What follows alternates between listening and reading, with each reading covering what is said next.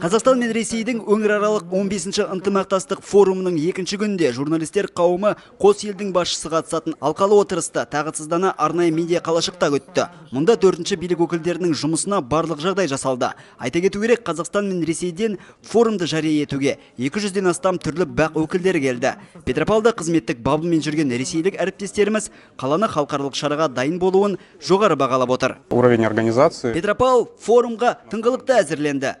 Мұны айқын аңғаруға болады. Қалаңыз әсем, көрікті екен. Жыл сайын дамып жатқанын көре аламыз. Оқушылар сарайындағы медиа қалашықта журналистер арнайы экраннан тікелей эфирде президенттердің қатысуымен өткен шараны тамашалады.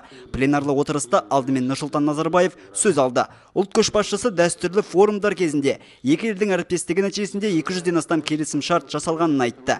Нәтижесінде Ресейден Қазақстан экономикасына құйылған инвестициялар көлемі 14 миллиард доллардан асса.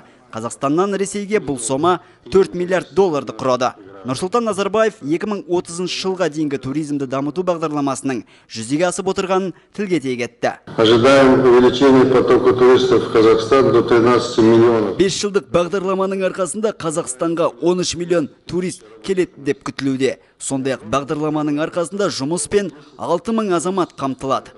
Бүгінде елімізге 60 елдің тұрғындары визасыз келе алады. Ал Ресей президенті Владимир Путин соңғы жылдары елдеріне туризм мақсатымен 3,6 миллион қазақстандық келді. Керісінше Ресейге мемлекетімізден 3 миллион азамат демалуға барғанын айтты. Көрші елдің президенті отырыста форумның Петропавлда өтуі маңызды болып отырғанын айтты. Здесь сохранилось немало объектов культурного и исторического наследия России и Казахстана. Петропавлда тарихи мәдени орындар сақталған. Қос елдің тарихынан сыр шертер ғимараттар ерекше көз сүйсіндіреді. Облысыңыз Ресейдің өңірлерімен шектеседі.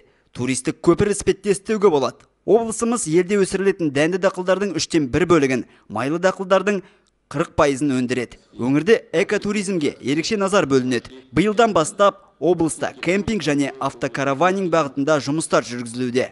В целом, в результате всех принимаемых мер облыста шалқар имантау аймақтарындағы курорттық зоналарға қатысты жоба жасалынуда. Барлық жолдар күрделі жөндеуден өтті. Инфрақұрылым тартылды.